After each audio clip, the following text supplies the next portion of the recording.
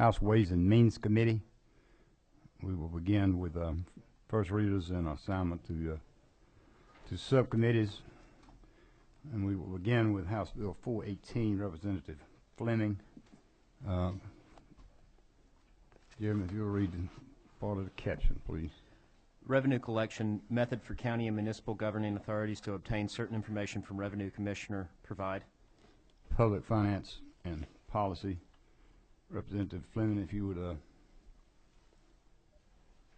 come over here or there, if whichever you prefer, and a very short explanation of the bill.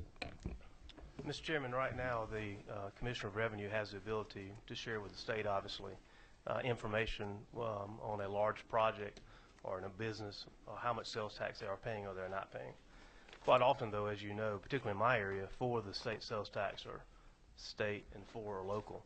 And you can have a local government with a tremendous stake in whether someone's paying sales or not, paying sales tax or not paying sales tax on a local project. Right now, the Commissioner doesn't have the ability to share any information with the local government on that and what's going to happen. This would allow him to do that, and of course it would imply on the local government the same confidentiality that the Revenue Commissioner has on himself right now.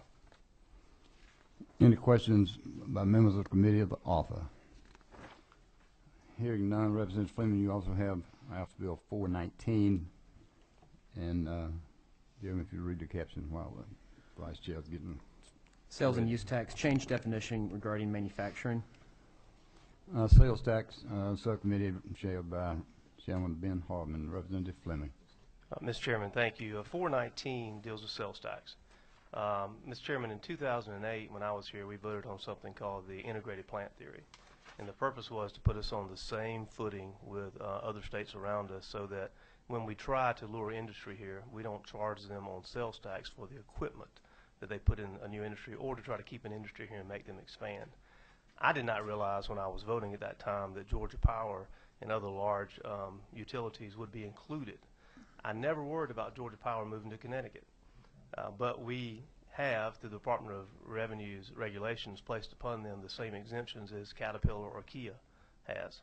And so what this bill intends to do, and I've already had a sub prepared because I've been working with people to refine it, is to make sure that we do not treat them like industries that we're trying to keep from leaving the state by granting a sales tax exemption to things like equipment when they build a plant.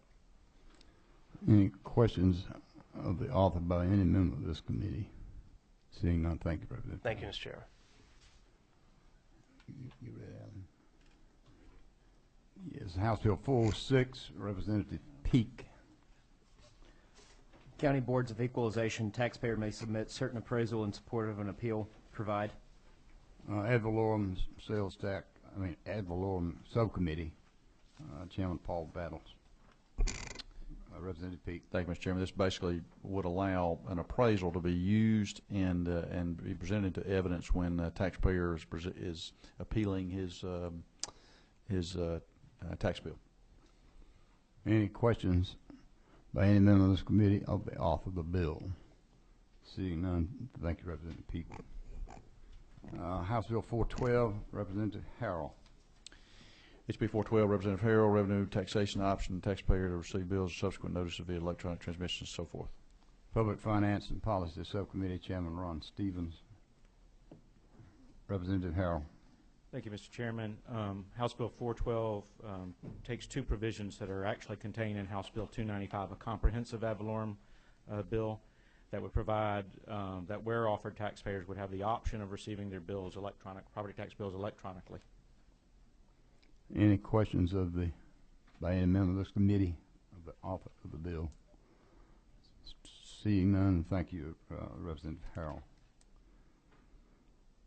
House Bill 430, Representative Parsons. HB 430, Representative Parsons, sales use tax, eligibility for solar energy, electric generation equipment for tax exemption, and so forth. Sales Tax Subcommittee, Chairman Ben Harvin. Representative Parsons. Oh, thank you, Chairman. This bill would include in the sales tax exemption for machinery and equipment used in manufacturing solar or production of photovoltaics. It just includes that in with the with this other. type of equipment used in manufacturing. Any questions from members of the committee of the author? Seeing none, thank you, Representative Parsons. House Bill 453, Representative Stevens. HB 453, Representative Ron Stevens, taxable net income, all income received as military retirement or survivor benefit, exempt from taxation, and so forth. Income Tax Subcommittee, Chairman J. Powell, Representative Stevens. And the House Bill 453, understanding it's after the 20th day and is here for conversation purposes, is an attempt to see the value of the retired income of our military. Of course, after sequestration, that may be moot, but the issue is to try to keep these military people here with their income taxes from their benefits exempt for our military in Georgia. Any questions on the author of the bill by any member of this committee? Seeing none, thanks. Thanks, Representative Stevens. That completes our first readers and assignments. We now move on to a bill in the rest of the committee, House Bill 34, by Representative Parsons. Thanks, Chairman. There is currently an income tax credit for clean energy property, which is defined in this bill, and included in that definition is Energy Star certified geothermal heat pump systems. All this bill does is update the code to include the kind of equipment that's used now. It doesn't change anything as far as the total amount that's available for the credit. Doesn't change the amount of the credit, and it would be a good bill. We actually passed this out here last year, and I would ask you for your favorable motion on the bill. Questions of the author? Any questions? Yes, sir. Well, just a quick question, Mr. Chairman.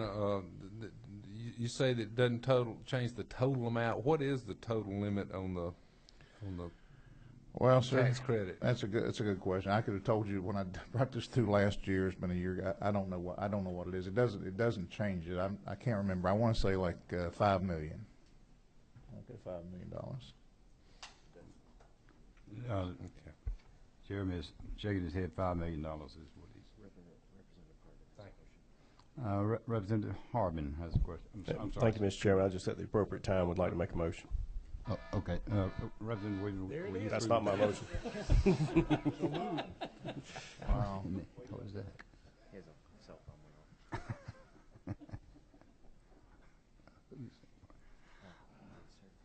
One additional one, HB 20. What? HB 20. This was an odd one. She's just shown up. Okay. Is that first reason? Right. Okay.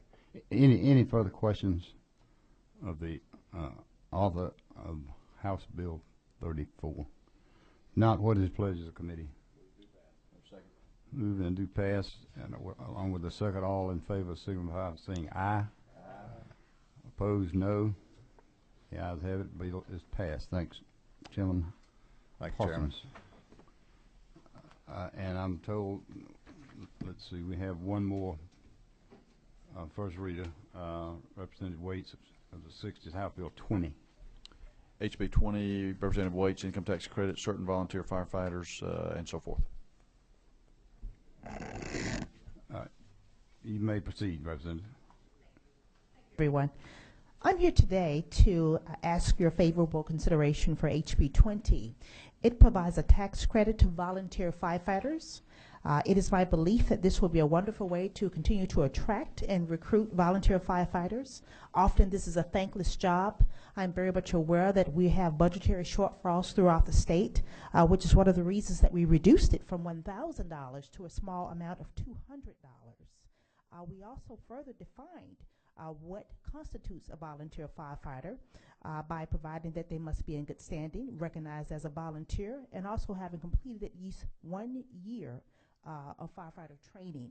And in that way, we will be certain as to make sure that the provision is going to the appropriate individuals. Thank you. Any questions of the author by any member of this committee? I'm sorry, I did not assign it to the subcommittee. The subcommittee is income tax, and the chairman is Chairman J. Powell. and he's who you need to Okay. communicate with going forward. Thank you. Thank you. No questions. Is any further business come before this committee? Not, we stand adjourned.